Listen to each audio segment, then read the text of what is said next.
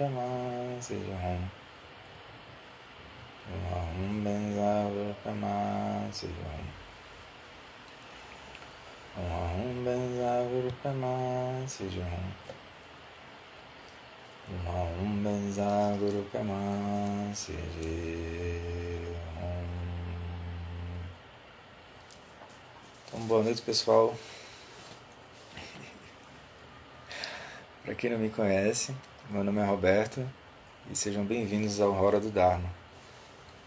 Então a gente está com essa programação especial nas segundas com as lives, onde a gente vai pegar e ter uma conversa sobre temas do budismo que a gente pode levar para o nosso cotidiano, né? Para o nosso dia a dia.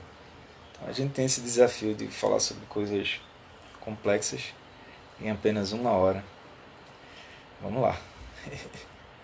Nas segundas a gente está falando sobre as 5 sabedorias e especialmente sobre as 5 sabedorias no âmbito prático, né? Ou seja, como transformar aquilo em algo que pode ser aplicado. Então, em primeiro lugar, a gente precisa entender o que está sendo falado. E no encontro de hoje a gente vai falar da última sabedoria que fecha o ciclo das 5, né? Que é a sabedoria de Dharmata. Tá? Quem perdeu os encontros anteriores, dá uma olhada no IGTV, no nosso IGTV, no Hora do Dharma, que tem tudo lá. Tá? Então eu vou começar contando uma história. Essa história foi o próprio Buda Shakyamuni que contou, e ela está descrita em detalhes no Sutra da Flor de Lótus da Lei Maravilhosa. Vocês podem consultar no Google, que tem um PDF disponível em relação a esse sutra.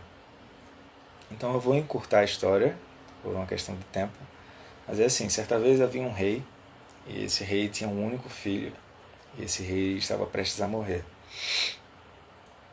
Então o seu único filho, ele resolveu sair do palácio e resolveu ir para o mundo. Mas ele estava cavalgando e ele se distraiu e caiu do cavalo.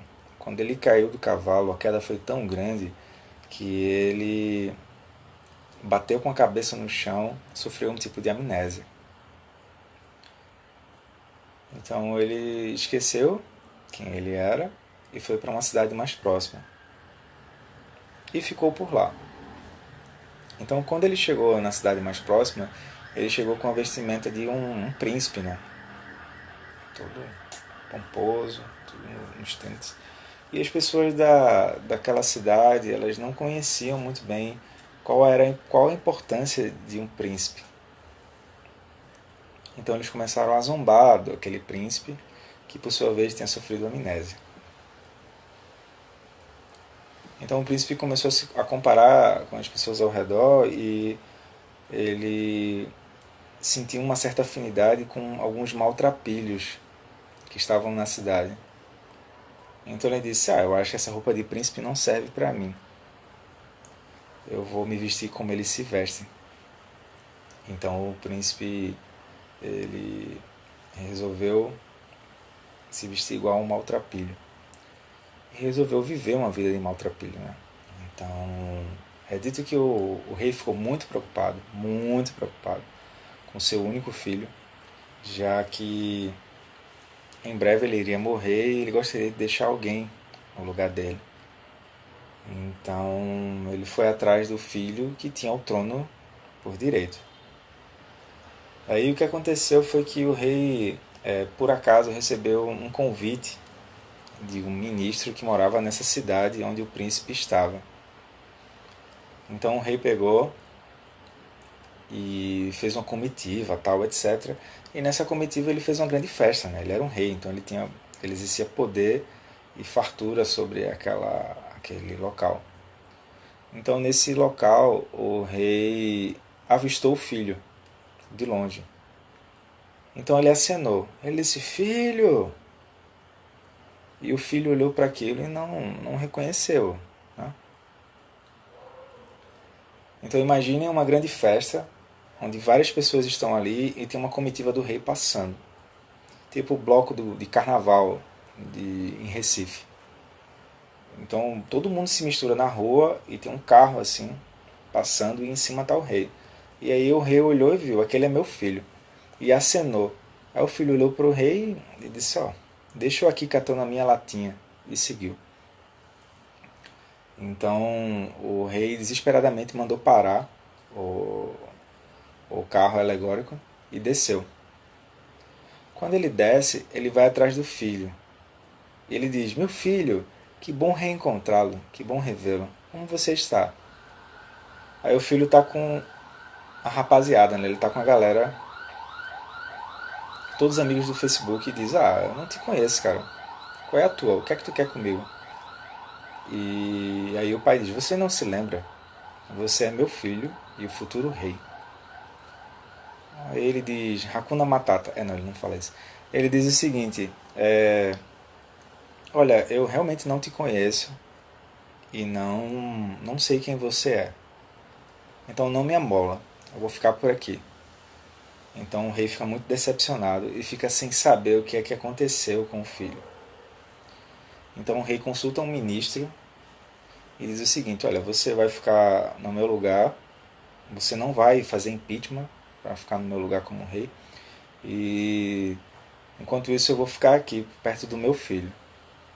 Eu quero entender o que foi que houve. Então o rei, ele vai com dois seguranças, faixa preta em jiu-jitsu, e vão lá e diz: olha, você é meu filho, entendeu? Aí eles vão lá, dão um mata-leão no menino e traz assim. Aí o menino diz: me solte, me solte, me solte, você é um louco, eu não conheço você, me solte. Prendam esse rapaz, esse senhor é um louco, eu não conheço ele de forma nenhuma. Então o pai dele se dá conta: não vai ser pela força, não vai ser pela força que ele vai entender. Então eu vou fazer o seguinte: já que ele está achando que é um maltrapilho sem ser, eu vou me fantasiar de maltrapilho. Aí o rei vai na OLX e diz, bota lá, fantasia de maltrapilho. Aí faz a negociação, tal, pá, e vamos fazer por 90? Não, vamos fazer por 70. Aí nem tu, vamos fazer por 80 e vendeu, comprou. Comprou a fantasia de maltrapilho. Aí quando ele compra a fantasia de maltrapilho, ele passa o rádio, né? Ó, eu tô aqui em tal lugar e qualquer coisa vocês podem me procurar. Então o rei, ele começa a chegar como quem fosse um amigo do filho. Ele diz: oi, tudo bom? Você que está aí do outro lado na caixa de luz. É o filho: opa, quem é você? Aí ele fala um outro nome. Ele não se identifica mais como rei. E nem diz que o filho é filho dele. Nem diz que o filho é príncipe. Aí o rei segue e se apresenta. Ele diz: o que é que você faz no seu tempo livre? Aí o filho diz: olha, eu tô aqui e eu vivo com essa rapaziada aqui. Aí o rei diz: ah, situação grave. Então ele diz assim: bom, como é que eu vou poder ajudar meu filho? Aí ele diz: olha, você e seus amigos, qual é o que é que vocês estão fazendo na vida? Aí ele: ah, tá fazendo isso, tá fazendo aquilo, tal, tal, tal, tal, tal. E como vocês se sustentam? Aí ele diz: ah, meus amigos aqui, eles ganham algum trocado como catador de esterco. Será que teria como tu me ajudar também a pegar um emprego de catador de esterco? Porque é o que a gente pode fazer, né? Tu sabe, a situação tá difícil e o que a gente pode fazer é catar esterco. Aí o rei chora, né? Que, meu filho, você é príncipe, como assim catar esterco? Aí o rei vai lá no LinkedIn e diz: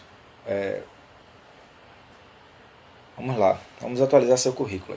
Faz um currículo e tal, catador de esterco. Aí vai lá no 99 Freelas e bota lá, catador de esterco. Aí diz, olha, achei um emprego aqui pra tu.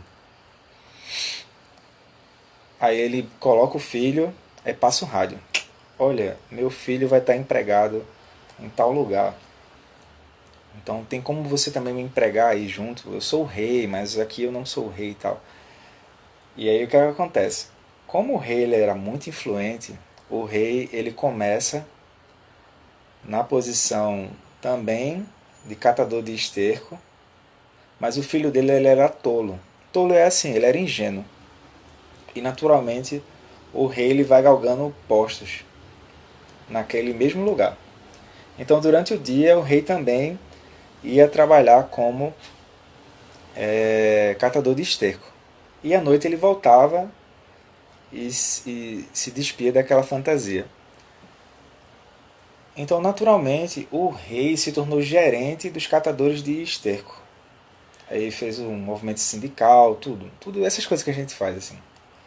E aí o que é que ele fez? Ele viu que o filho estava com muita dificuldade naquele lugar. Então ele começou a acompanhar o filho mais de perto e foi ajudando o filho. Só que o filho ele estava muito rebelde, muito revolto com as próprias emoções, etc. Então o rei virou gerente do local e começou a criar meios hábeis para ajudar o filho a ele lembrar quem ele era. Então o rei sabia que tinha essa possibilidade. Até que há um momento, um bom tempo, passa-se um bom tempo, sabe? Um bom tempo. E há um momento em que o filho começa a ter lapsos de lembranças. E ele está mais calmo. Ele até cogita assim, bom, eu acho que eu vou tirar férias, separar um tempinho das minhas férias para fazer retiro, tal. Será que esse gerente aí será que eu poderia falar com ele para a gente conversar um pouco? Como é que seria isso, né? Como que seria essa folga? Como que seria esse processo? Então, há um momento em que o rei chama o filho e o rei começa a falar de coisas que diziam respeito ao mundo do filho enquanto ele era príncipe. Então o príncipe começa a escutar aquilo meio que de maneira um pouco assim, ele escuta aquilo e daqui a pouco ele perde, escuta aquilo e daqui a pouco ele perde. Então ele vai seguindo, eu vou precisar encurtar a história, tá? Até que há um momento em que ele resolve abandonar o emprego de catador de esterco. Aí ele tem FGTS, etc. Essas coisas complicadas. Então, depois disso, ele para um pouco e começa a lembrar da voz do rei, que era o gerente, fazendo algumas perguntas. Quem você é? De onde você veio? O que você fazia antes de estar aqui? Então, essas são algumas perguntas norte, assim. Até que há um momento em que numa insight que ele tem, ele começa a lembrar de quando ele era príncipe. Então, quando ele começa a lembrar de quando ele era príncipe, ele então olha para o pai e os dois se olham e choram. Então ele larga tudo e corre para o pai e abraça o pai. Então, isso aí vai simbolizar. Bom, aí em seguida vem o final feliz, né? O rei volta para casa, o príncipe também volta, todos viveram felizes para sempre e o príncipe se tornou o rei também. Mas o que eu quis simbolizar no meio disso é que o rei ele vai simbolizar o Buda, né? E os filhos são os seres sencientes, já que a compaixão, o mais próximo que a gente pode mostrar na perspectiva do Bodhisattva é justamente essa compaixão que um pai ou uma mãe tem por um filho. Então é interessante a gente notar isso, né? O príncipe esquece quem ele é e resolve virar catador de esterco. E em seguida ele passa um bom tempo ali, mas o pai não desiste dele. O pai sabe que existe a possibilidade daquele filho relembrar quem ele era. Né? Então isso vai dizer respeito à sabedoria de Dharmata. Como é uma palavra que não pertence ao nosso vocabulário, e provavelmente essas 5 sabedorias também não estão, não é algo que pertence à nossa cultura, então é interessante a gente ir devagar quanto a essa sabedoria. Né? Bom, antes de seguir, vamos revisar as 5 sabedorias. Então, a gente tem a sabedoria do espelho, que é entender os outros envolvidos em suas ações, suas atividades, suas ideias, suas emoções, a partir do mundo deles, tá? E não a partir do nosso. Depois a gente tem a sabedoria da igualdade, que é entender que quando a gente traz benefícios aos outros, surge uma energia extra na gente, surge uma felicidade incomum, que nós deveríamos viver a partir dessa felicidade. Ou seja, quando eu ofereço, eu vejo que surge uma felicidade. Quando eu estou demandando, aí eu caio no mundo da carência. Isso é infelicidade.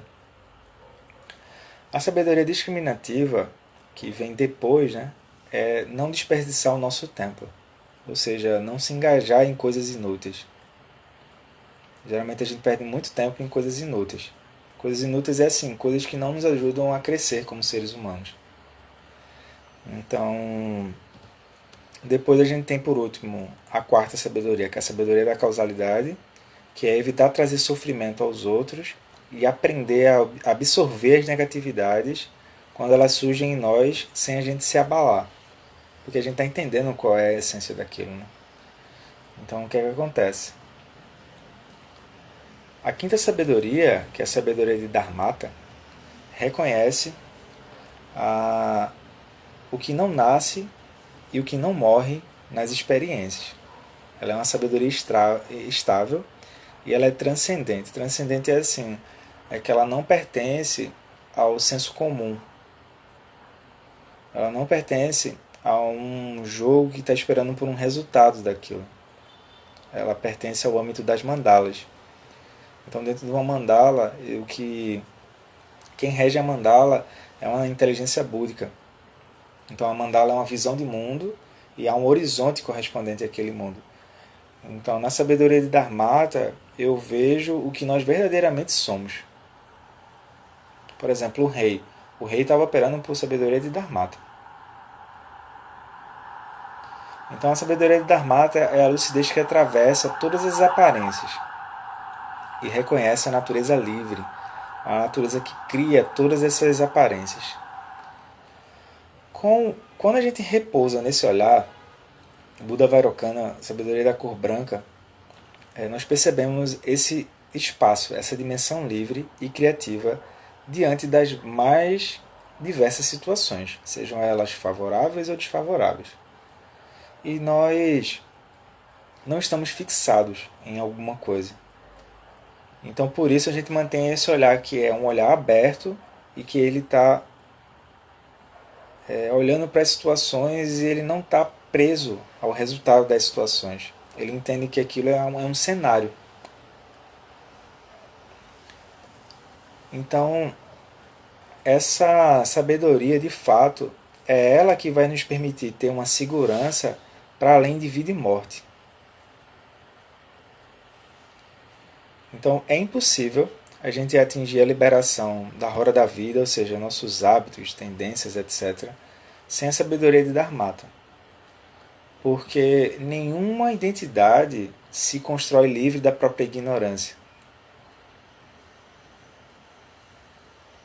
Ou seja, se eu já estiver nesse lugar que não é Dharmata, é inevitável que eu me construa a partir da ignorância. Não tem uma liberdade, né, que eu olho e diga, não, vou me mover por aqui.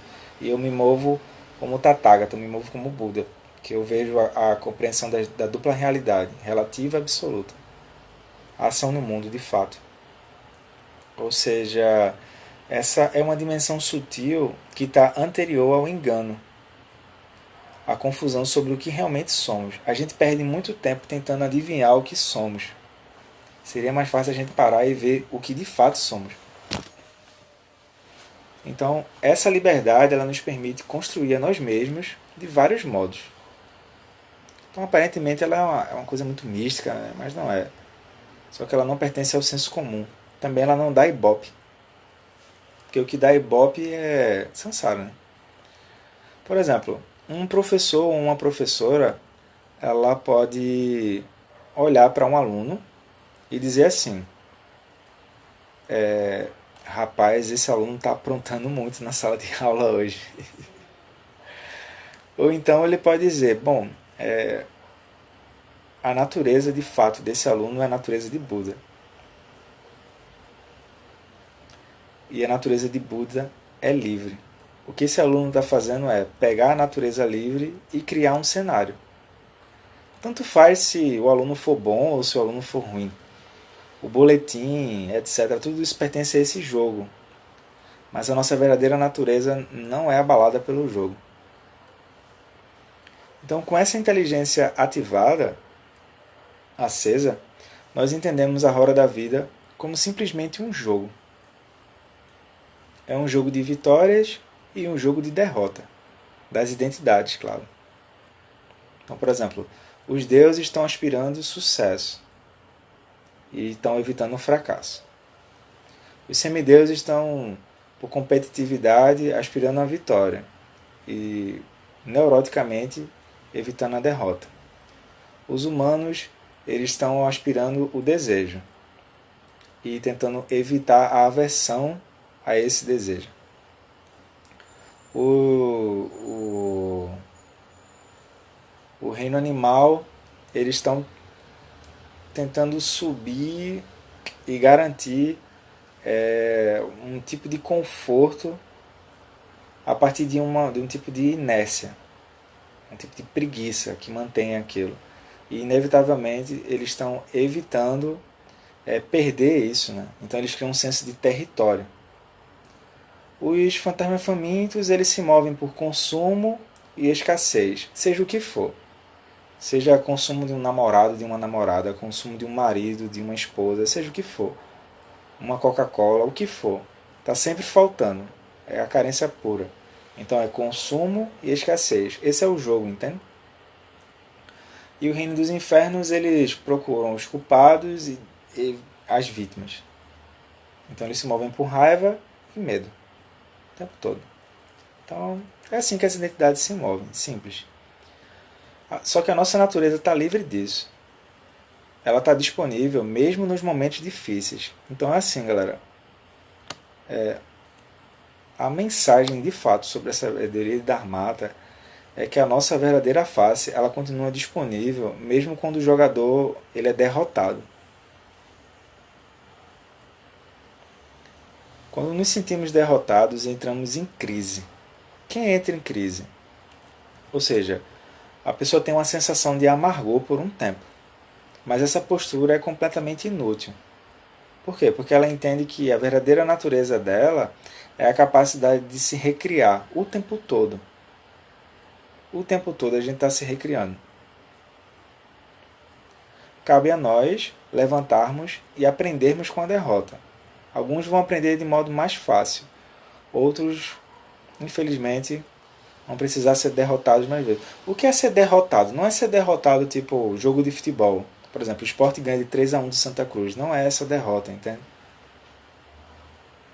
A derrota que fala é assim, a pessoa larga a mão da teimosia dela de ela achar como é que o mundo é.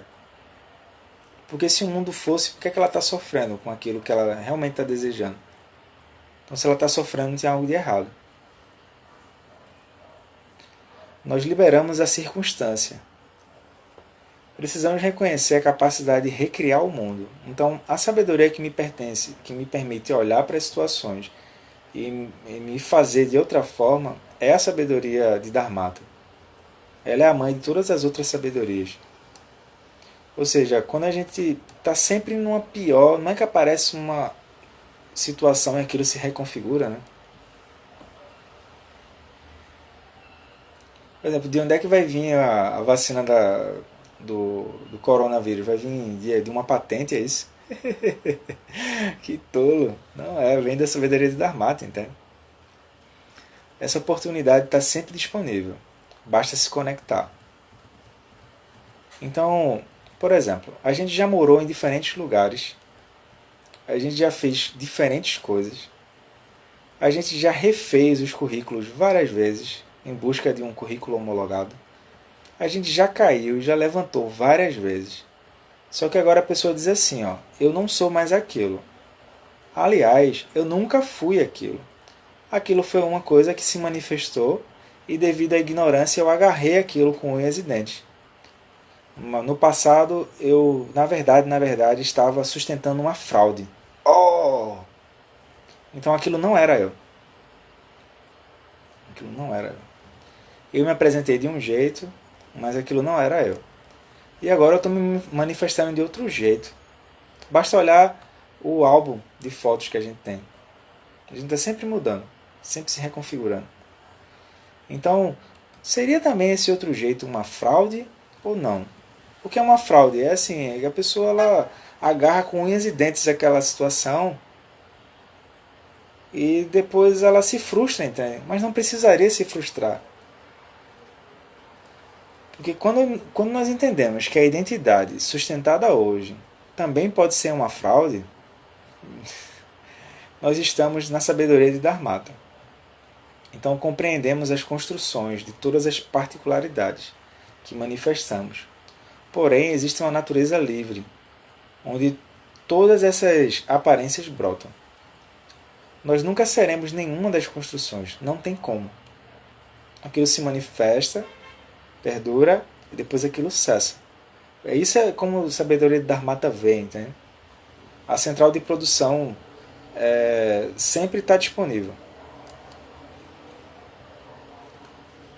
Então, mesmo que apareça alguém dizendo, olha, eu sou assim, eu sou assado, eu faço isso, eu faço aquilo.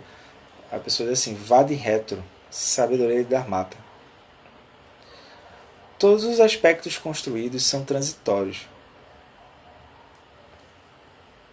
Todos os aspectos construídos são transitórios. A natureza livre, ela ri de si mesma. É como se a natureza livre ela faz uma pegadinha conosco o tempo todo. Ou seja, ela ri dos nossos compromissos.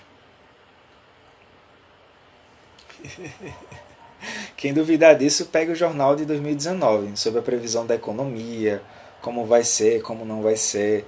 Pega todos os desejos que a gente fez durante o ano novo. Muito dinheiro no bolso, saúde para dar e vender, blá blá blá, blá blá blá, blá blá blá. E aquilo não vai para lugar nenhum, entende?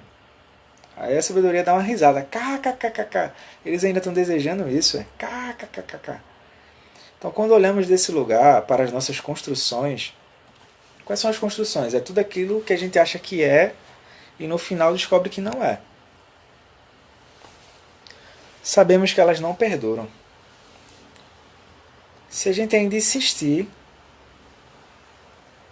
e disser assim, não, eu sou uma pessoa séria, eu sou assim ou assado.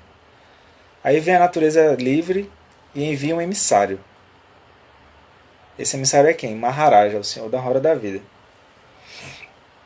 Então, quando o ser fixado em alguma coisa, ele não entende de sabedoria de Dharmata, ele vai ser derrubado.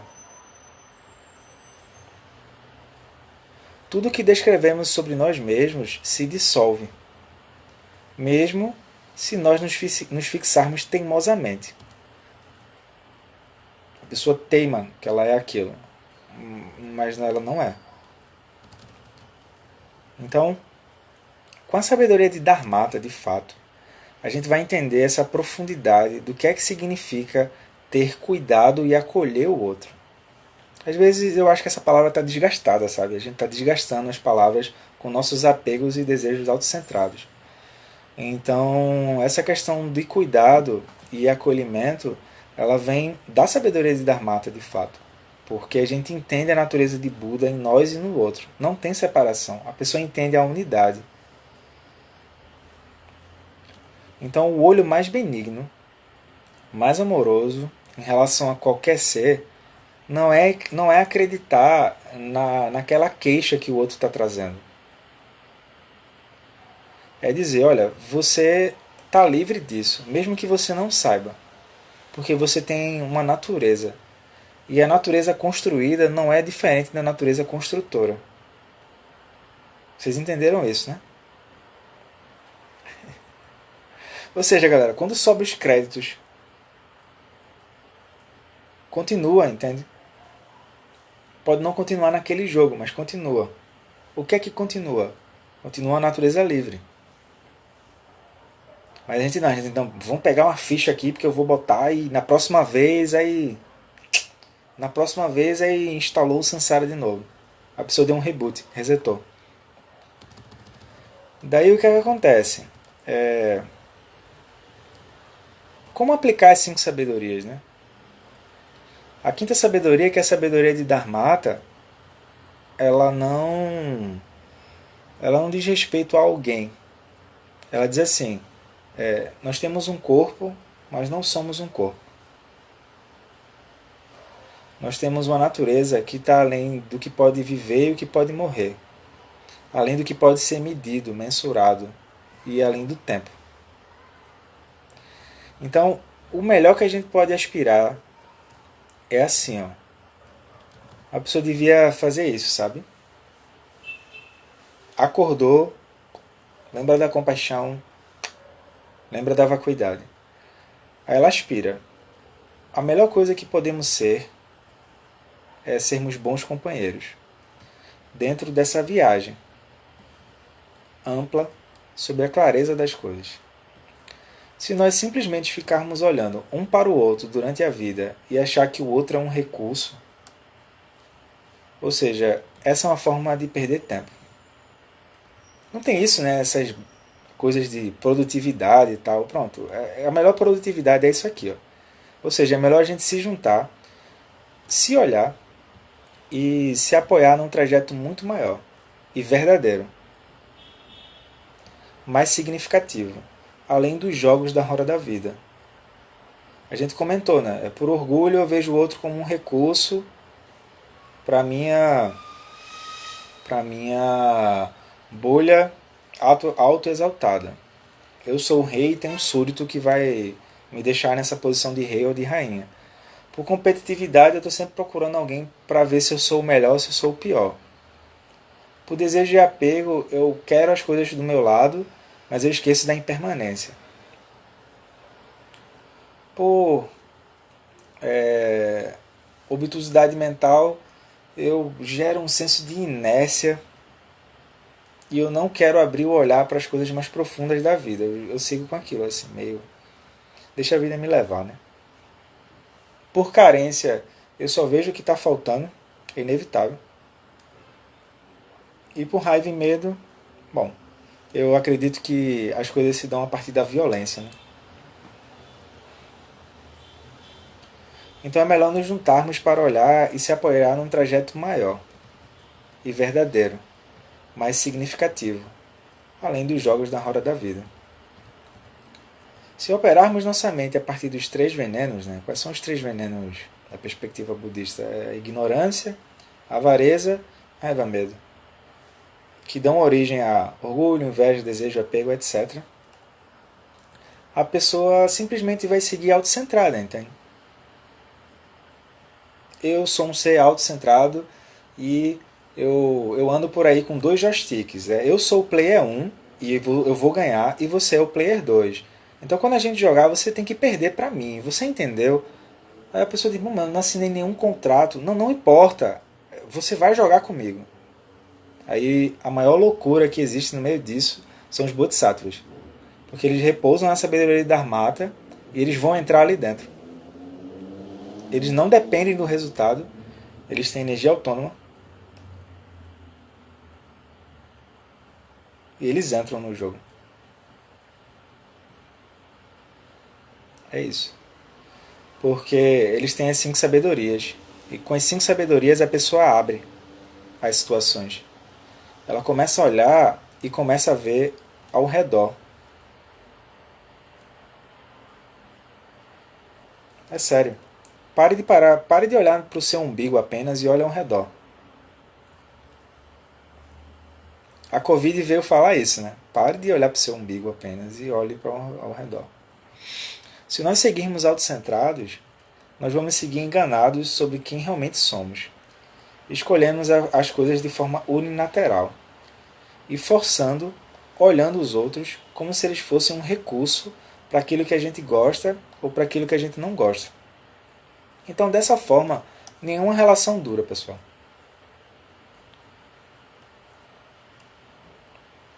Aí uma pessoa autocentrada vai dizer, bom, a sabedoria de Dharmata está dizendo o quê? A fila anda. Aí o Buda escuta isso, né? Aí o Buda replica, e tu tá andando para onde? Aí a pessoa, eita, Buda dá real, né? Ou seja, podemos ter certeza sobre o autocentramento. E isso é a pior coisa que podemos desejar dentro de uma relação, seja qual for a relação. Se pudermos ampliar nossa mente, isso é a coisa mais favorável que podemos desejar. Ou seja, o que significa ampliar a mente? 5 sabedorias. Não tem como. 5 sabedorias é que resolve a coisa. Ou seja, eu entendo o outro no mundo dele, eu me alegro com as coisas boas que estão acontecendo no mundo do outro, eu não me perturbo também com a flutuação do outro, eu pacifico, promovo coisas positivas e também sou hábil em desarticular aquilo que não é favorável. Então, a gente precisa, ao escutar isso, precisa vir de dentro um sentido de urgência, sabe? No sentido de urgência é assim, bom, para onde é que eu estou indo mesmo? É isso. Precisa botar esse sentido de urgência. Então, ao fazer isso, a gente pode olhar que se a gente quiser aspirar a qualquer coisa, em primeiro lugar, que a gente aspire lucidez. O resto é consequência disso.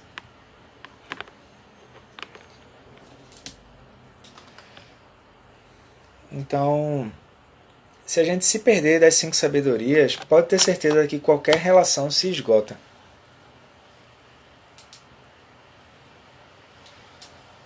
Qualquer uma. Se mantivermos um sentido que vai além da própria bolha, então a relação se mantém. Pode ter certeza.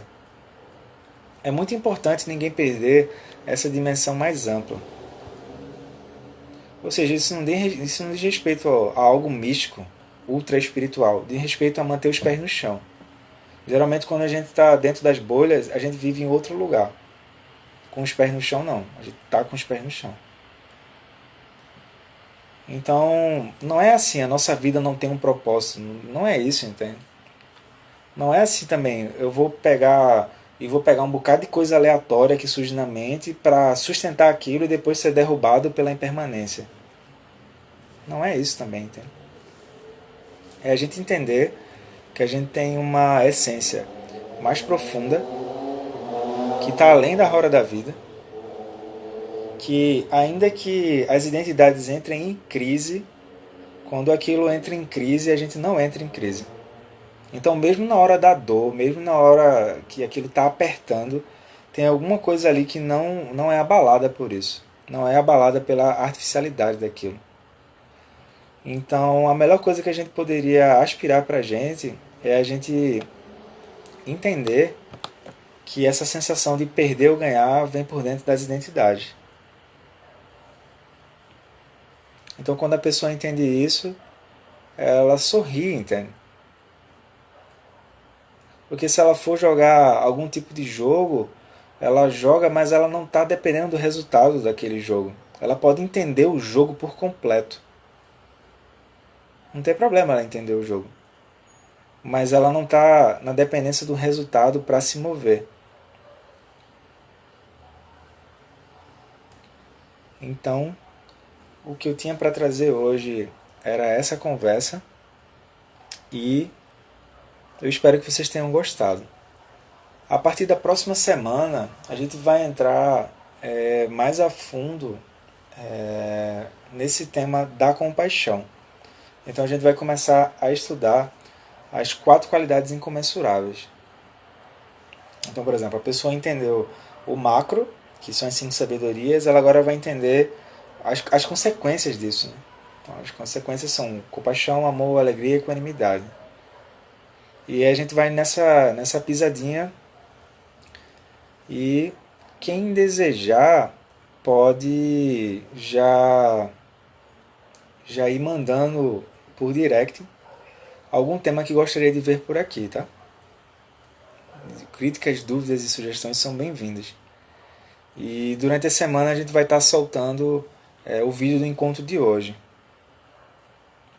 Outra coisa também é o horário. Então, a partir da próxima segunda, não vai ser mais nesse horário de finzinho de tarde. Vai ser das 7 da noite até as 7h40, tá? O encontro. Ele vai ser mais enxuto, mas ele vai ser nesse novo horário. Acho que é um horário que agrega mais do que esse horário das 5 da tarde. Então, eu espero ter ajudado com as 5 sabedorias e sua aplicação no dia a dia. E a gente segue conversando, tá, pessoal? Eu fico por aqui e a gente segue no giro da Roda do Dharma, tá? Então, tchau, tchau para vocês e boa semana. Valeu!